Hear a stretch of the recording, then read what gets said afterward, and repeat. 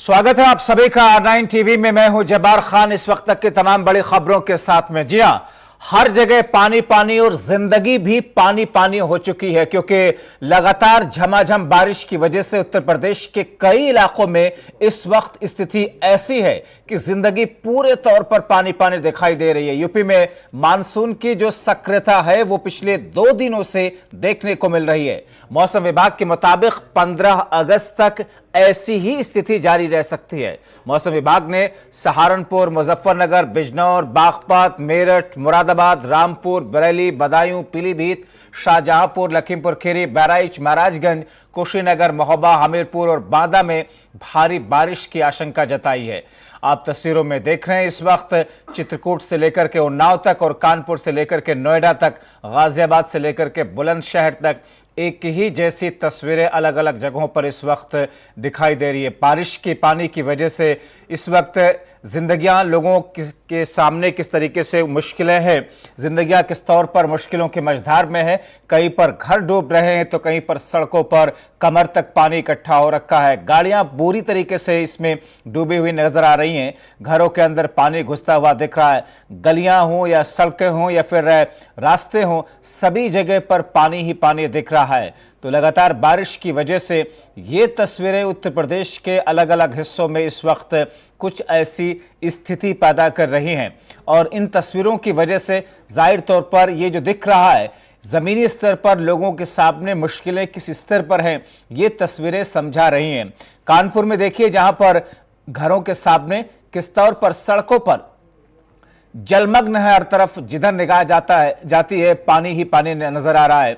हर तरफ पानी की ऐसी तस्वीरें जिनमें लोग चलने को मजबूर हैं, गाड़ियां बुरी तरीके से डूबी हुई हैं। चित्रकूट में भी वही अंदाज दिख रहा है बारिश का, तो नोएडा में भी कुछ ऐसी ही स्थिति इस वक्त दिखाई दे रही है। उन्नाव से लेकर के बुलंदशहर और गाजियाबाद में इस वक्त है।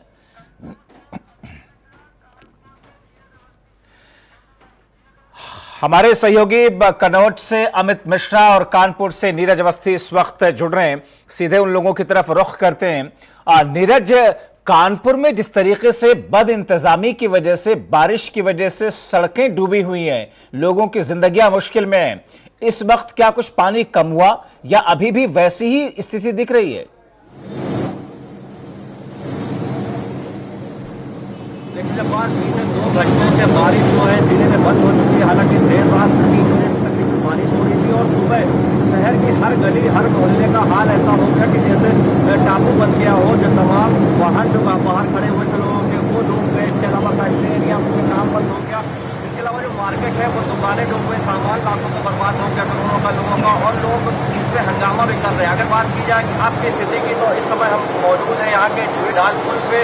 आपको अपने कैमरामैन साथी के जरिए तस्वीरें दिखाएंगे। यहाँ पे देख सकते हैं अभी भी स्टेशन के जरिए लगातार जो है यहाँ पर पानी निकालने की प्रक्रिया चल रही है। लेकिन आप देख सकते हैं तस्वीरों में जूही ढाल पुल में अभी भी पानी भरा हुआ। किस तरीके से जो वाहन चालक है कितनी मुसीबत का सामना करते हुए यहाँ से वाहनों को बाहर निकाल रहे हैं। सुबह की स्थिति ऐसी। मैं नीरज आपकी तरफ रुख करता हूँ। मैं आपकी तरफ रुख करता हूँ। इस बीच में कन्नौज का रुख कर लेते हैं। हमारे दूसरे सहयोगी अमित मिश्रा कन्नौज से हमारे साथ में इस वक्त जुड़े हुए हैं। अमित, उत्तर प्रदेश के अलग अलग इलाकों में जो स्थितियां इस वक्त दिख रही हैं, कन्नौज में भी कमोबेश वैसे ही हालात हैं। इस वक्त क्या कुछ प्रशासनिक अमला कर रहा है? किस तौर पर इन मुश्किलों को दूर करने के लिए अभियान चल रहा है?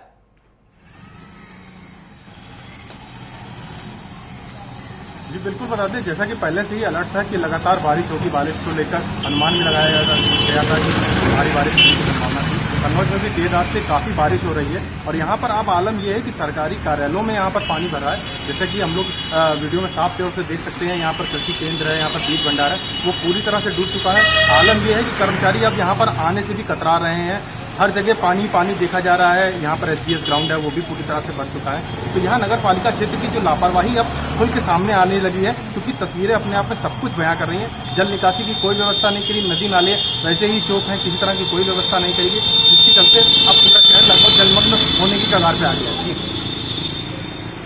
जी अमित, मगर जो स्थितियां हैं, इन स्थितियों को बेहतर किया जा सकता था पहले से। अगर प्रशासनिक अमला, यहां पर जो नाले हैं, जो सफाई कर्मचारी हैं, जिस तरीके से नाले पटे हुए हैं पानी की निकासी के लिए, अगर कोई कोशिश की गई होती तो शायद ऐसी स्थितियां ना दिखती।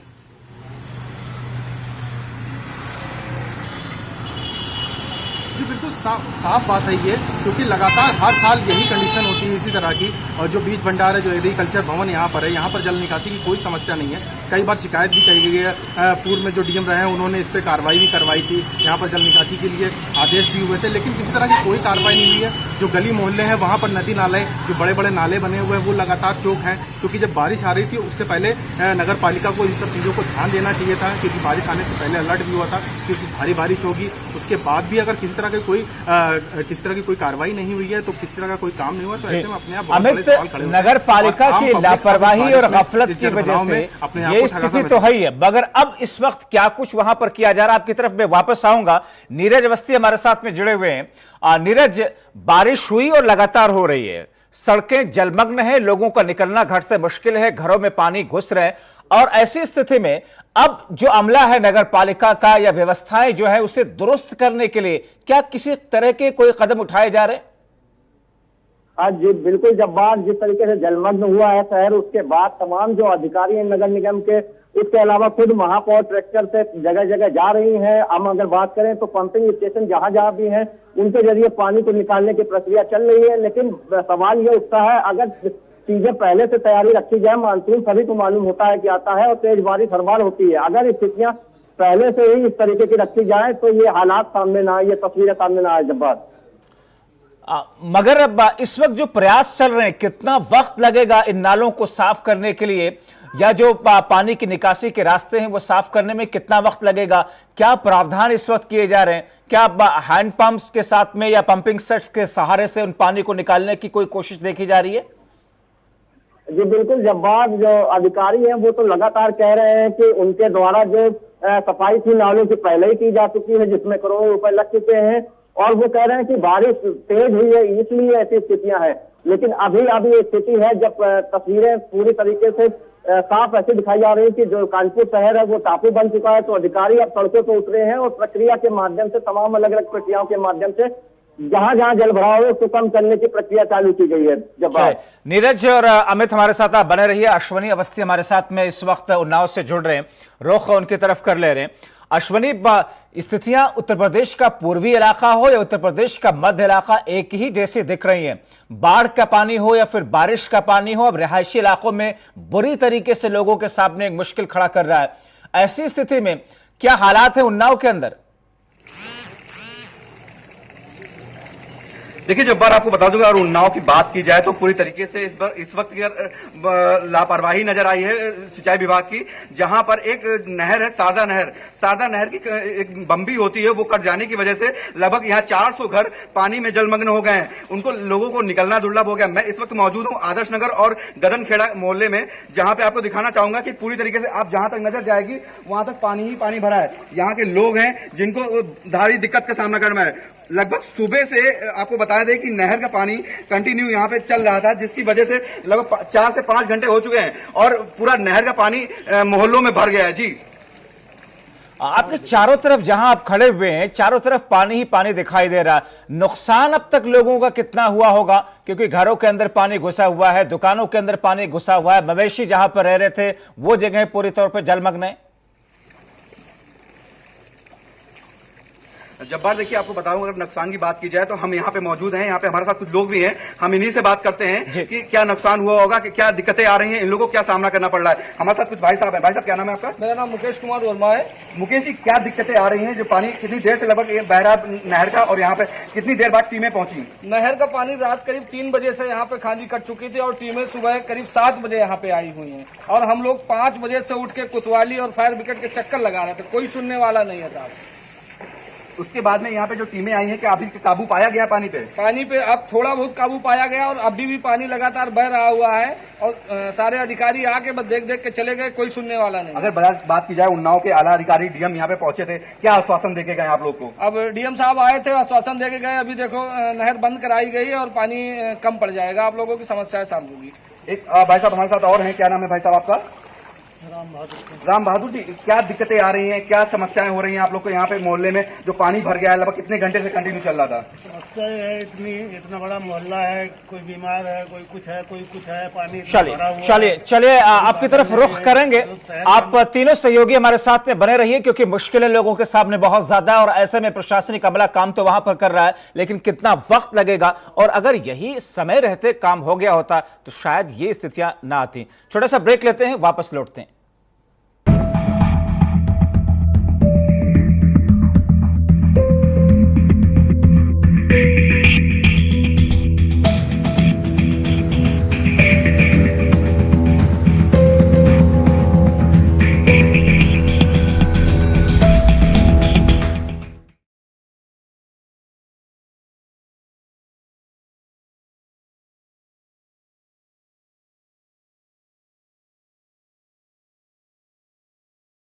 तो पानी पानी जिंदगी हो रही है और मुश्किलें बेशुमार उनके सामने। हमारे साथ में 3 अलग अलग जगहों से, उत्तर प्रदेश के महत्वपूर्ण शहरों से हमारे सहयोगी इस वक्त बने हुए, कानपुर से लेकर के उन्नाव और कन्नौज से हमारे सहयोगी लगातार बने हुए हैं। अमित कुमार, अश्वनी और नीरज अवस्थी पल पल की रिपोर्ट के साथ में हम उनके पास चलेंगे, लेकिन उससे पहले आपको बताएं कि लगातार भारी बारिश के कहर की वजह से कानपुर में जिस तरीके से मुश्किलें हैं वो लोगों के सामने काफी ज्यादा परेशानी का सबब बन रही हैं। बारिश की वजह से मुख्य सड़कें और गलियां जलमग्न हो चुकी हैं, पूरा शहर पानी के आगोश में है, लोगों को आने जाने में काफी परेशानियों का सामना करना पड़ रहा है। महापौर प्रमिला पांडे ने ट्रैक्टर से जलभराव का जायजा लिया, तो स्थिति यह है कि कानपुर में महापौर ने जायजा लेने के लिए जब वो निकली तो फिर रास्ता नहीं था। ये देखिए, तो जल भराव इस तरीके से है कि महापौर प्रमिला पांडे जब जायजा लेने के लिए अपनी गाड़ी से निकलती हैं तो उनको अपनी गाड़ी खड़ी कर देनी पड़ती है, क्योंकि पानी इतना है कि गाड़ी डूब जाए, और ऐसे में ट्रैक्टर का सहारा लिया जाता है। ट्रैक्टर के जरिए से आप तस्वीरों में देख रहे हैं कि इस ट्रैक्टर पर मेयर बैठी हुई हैं, उनके साथ में उनके एक अधिकारी हैं, और उसके बाद में हालात का जायजा लेने के लिए जमीनी स्तर पर कुछ इस अंदाज में पहुंचना पड़ रहा है, क्योंकि ट्रैक्टर ही वो माध्यम है जिस माध्यम से इस वक्त सड़कों पर निकला जा सकता है। हमारे साथ में नीरज इस वक्त जुड़े हुए हैं। नीरज, महापौर को भी जायजा लेना होता है तो गाड़ी नहीं जा पाती, क्योंकि गाड़ी लगभग पूरे तौर पर डूबी हुई है, वहां पर सिर्फ छत नजर आ रही है। ट्रैक्टर के माध्यम से जायजा लेने के लिए पहुंच रही है। जी बिल्कुल जब्बार, जैसा कि हम तस्वीरों में भी दिखा रहे हैं कि शहर में किस तरीके से जो प्रमुख सड़कें हैं, शहरी इलाकों की तस्वीरें हैं, ये किसी ग्रामीण इलाकों की तस्वीरें नहीं है। और यहाँ पे भी इस तरीके की स्थितियां हैं कि मेयर को भी, इसके साथ आम लोगों को भी, आमतौर पे कार या अन्य वाहनों से लोग नहीं जा सकते, इसलिए मेयर को यहाँ पे ट्रैक्टर से निकलना पड़ा है स्थितियों का जायजा लेने के लिए। जब्बार, नीरज, यकीनन ये स्थिति बहुत ज्यादा लोगों के सामने मुश्किलें खड़ी कर रही है। अमित, जिस तरीके से ये पूरा जल जमाव हुआ और उसके बाद में व्यवस्थाओं को ठीक करने के लिए आश्वासन पे आश्वासन दिया गया, मगर उन आश्वासन में कुछ सच्चाई दिख रही है, कुछ उम्मीद बंध रही है, कुछ मुश्किल आसान हो रही है?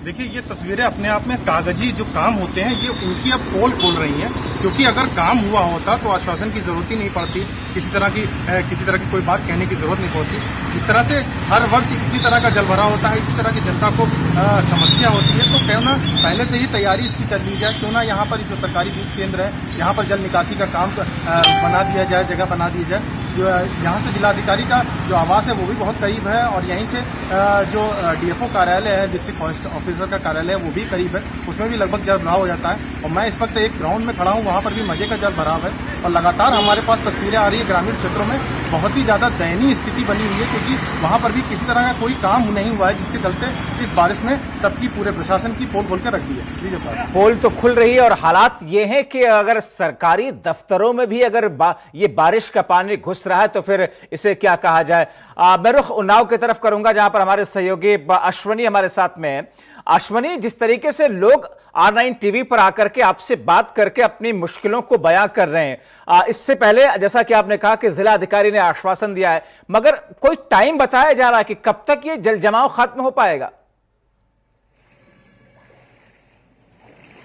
जी देखिए, अगर आश्वासन की बात की जाए तो आश्वासन तो अधिकारी मौके पर पहुंच के दे रहे हैं। अगर बात की जाए उन्नाव नगर पालिका का ये अंडर एरिया है जहां पर एक तरीके से व्यवस्थाएं होनी चाहिए थी, मगर वही नहर के पास बसा हुआ यह मोहल्ला है जिसकी बम्बी कट जाने की वजह से लगभग 400 मकान डूब गए। कोई अभी ऐसा कोई टाइमिंग नहीं बताई गई है कि इतनी देर में, मगर अभी कोशिश की जा रही है। अगर बात की जाए उन्नाव नगर पालिका की जेसीबी आई थी, जो कि मिनी जेसीबी बोली जाती है, वो भी यहाँ पे फेल हो गई। यहाँ के लोगों का ही बताना है। हमारे साथ राम बाबू जी हैं कि बताएंगे क्या दिक्कतें, क्या यहाँ पे आई थी जेसीबी जब आई थी तो क्या दिक्कतें आई थी। एक तो नहर पे चढ़ने का कोई यहाँ पर रास्ता तो है नहीं, बिल्कुल सब जो है पानी में बह गया है। न सड़क है, न खरंजा है, न नाली है, तो जेसीबी चढ़ ही नहीं पा रही थी। बहुत मुश्किल से चढ़ के आई तो खड़ी हुई थी, उसके बाद वापस चली गई।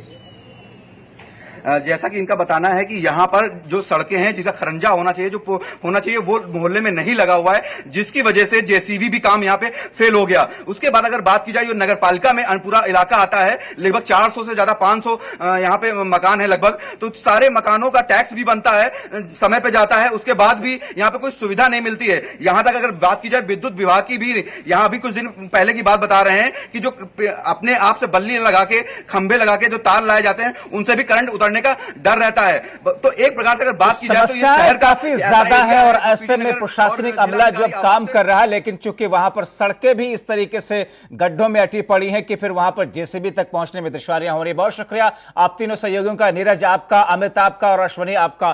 तो ये एक स्थिति है, हमने उत्तर प्रदेश के अलग अलग इलाकों की जो तस्वीरें आपके सामने रखी हैं कि थोड़ी सी कुछ घंटों की बारिश के बाद में अगर ये स्थितियां हो जाए कि सरकारी दफ्तर तक में पानी घुस जाए तो फिर इन व्यवस्थाओं पर क्या कहा जाए। वक्त ब्रेक का।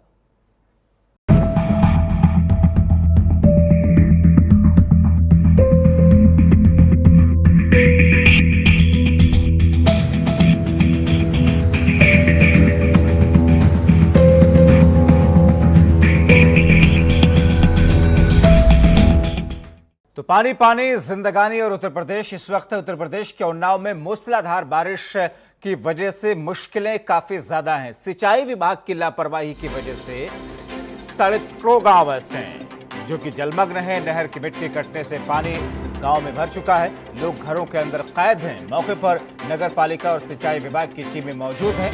गांव और मोहल्ले वाले पानी के भरने से दहशत में हैं क्योंकि वो अपने घरों से नहीं निकल पा रहे हैं। सड़कें जिस तरीके से जलमग्न हुई हैं, ये तस्वीरें जो कि वहां के हालात को बयां कर रही हैं। ये देखिए, जेसीबी के माध्यम से कुछ मुश्किलों को आसान करने की कोशिश की जा रही है, मगर जेसीबी भी सड़कों में इतने गड्ढे हैं कि वहां पर फंसी हुई दिख रही है। तो ये देश के सबसे बड़े राज्य उत्तर प्रदेश की स्थिति है, मगर उसके पड़ोस की अगर बात करें उत्तराखंड की, तो वहां भी जोरदार बारिश हुई। उत्तराखंड के 8 जिलों में भारी बारिश का अलर्ट अब जारी किया गया है। आकाशीय बिजली गिरने की वजह से आशंका जताई जा रही है। आकाशीय बिजली गिरने की जिला अधिकारियों को सावधानी बरतने के निर्देश दिए गए हैं। तस्वीरें जो आप इस वक्त देख रहे हैं, उत्तराखंड की अलग अलग जगहों की 4 तस्वीरें हैं। आपको बताएं कि चमोली में वज्रपात से कोयरालू गांव में भारी मलबा आ गया। मलबे से गांव में कई गौशालाएं चपेट में आईं, जिसमें मवेशी मलबे में दब गए। ऐसा ही खौफनाक मंजर उत्तराखंड के ज़्यादातर ज़िलों में इस वक्त बना हुआ है। मसूरी हो, चमोली हो, देहरादून हो या फिर पिथौरागढ़, एक जैसे हालात तमाम जगहों पर नज़र आ रहे हैं। और चूंकि पहाड़ी इलाका होने की वजह से लैंडस्लाइडिंग और जो मलबा ऊपर से पहाड़ों के ऊपर से गिरता है वो नीचे आता है। सड़कें आम दिनों में भी इस तरीके से मलबे से पट जाती है, मगर बारिश की वजह से मुश्किलें और ज़्यादा हो गई है। तेज बारिश से रिस्पना नदी ने रौद्र रूप अख्तियार कर लिया है। नदी का जलस्तर बढ़ने से कई मकानों को खतरा है। वार्ड नंबर 82 के कई मकानों पर खतरा इस वक्त मंडरा रहा है। उत्तराखंड का यह हाल जो कि तेज बारिश की वजह से और मलबे की वजह से लोगों के सामने मुश्किलों का अंबार है। तस्वीरें आप देख रहे हैं किस तरीके से रिस्पना नदी ने अब ये शक्ल अख्तियार की है, ये रौद्र रूप है। आइए देखते हैं अपने सहयोगी की रिपोर्ट। उत्तराखंड में बरसात का कहर लगातार जारी है। प्रदेश के कई इलाकों में बरसात का पानी परेशानी का सबब बन रहा है। देहरादून में भी आप देख सकते हैं, हमेशा सूखी रहने वाली रिस्पना नदी भरकर आ रही है। आप देख सकते हैं कई जो लो लाइन वाले इलाके हैं वहाँ पर भी परेशानी का सबब पानी और रिस्पना का ये पानी हो सकता है। पिछले 2 दिनों पहले भी बिंदाल समेत रिस्पना और देहरादून की कई इलाकों की जो नदियां हैं वो पूरी तरीके से बरसात के पानी से लबालब थी, जिसकी वजह से लो लाइन में रहने वाले जितने भी लोग हैं उनके लिए परेशानी का सबब बन रहा था। कहीं ना कहीं जो पुश्ते हैं उनको भी सुदृढ़ करने की ज़रूरत है। और सबसे बड़ी बात यह है, जो आपदा प्रभावित लोग हैं, चाहे प्रदेश के हों चाहे देहरादून के हों, उनको किस तरीके से राहत दी जा सकती है, इसको लेकर भी सरकार को सोचना होगा, जिला प्रशासन को सोचना होगा। हालांकि कोशिश की जा रही है कि उनको सुरक्षित इलाकों में पहुंचाया जाए, लेकिन पिथौरागढ़ की अगर बात करें, इसके अलावा अन्य जगहों की बात करें, थोड़ा जो राहत व बचाव कार्य पहुंचाने में समय लग रहा है, उस समय को भी कम करना होगा। अब देखना दिलचस्प होगा कि आने वाले दिनों में भी क्या बरसात का तांडव इसी तरीके से जारी रहता है। कैमरामैन पवन के साथ मैं पंकज पवार, देहरादून, R9 TV।